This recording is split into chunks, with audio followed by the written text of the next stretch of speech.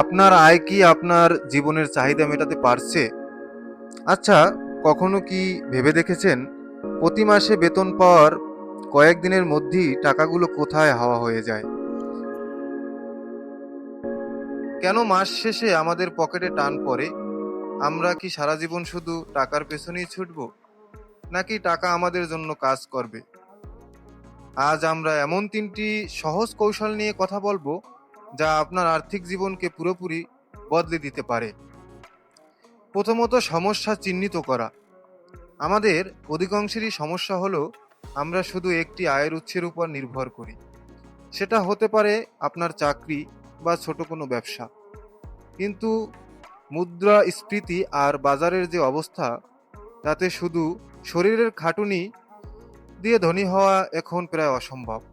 আপনি যদি ঘুমানোর সময়ও আয় করার রাস্তা তৈরি করতে না পারেন, তবে আপনাকে অমৃত্যু হাড় ভাঙা খাটুনি খাটতে হবে। সমাধান: আর্থিক উন্নতির প্রথম ধাপ আয় বাড়ানো নয়, বরং খরচ নিয়ন্ত্রণ করা।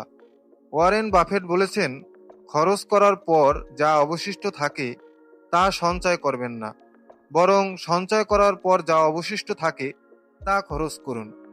আপনার আয়ের অন্তত 10 থেকে 20% শুরুতেই সরিয়ে রাখুন।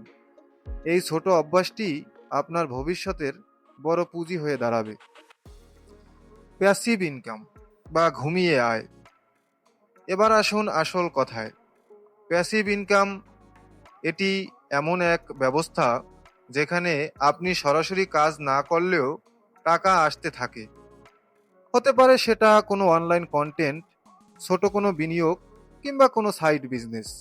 আপনি আপনার দক্ষতা বা মেধাকে কাজে লাগিয়ে এমন একটি সিস্টেম তৈরি করুন যা আপনার অবর্তমানেও আপনাকে আয় এনে দেবে। শেষ কথা, টাকা থাকলেই ধনী হওয়া যায় না।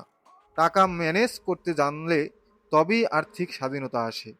আপনি কি আজ থেকেই আপনার আর্থিক উন্নতির জন্য ছোট কোনো পদক্ষেপ নিতে প্রস্তুত? কমেন্টে জানান আপনি কোন বিষয়টি নিয়ে বিস্তারিত জানতে চান। ভিডিওটি ভালো লাগলে লাইক দিন এবং আমাদের এই নতুন পথচলায় সাথে থাকতে সাবস্ক্রাইব করুন। ধন্যবাদ।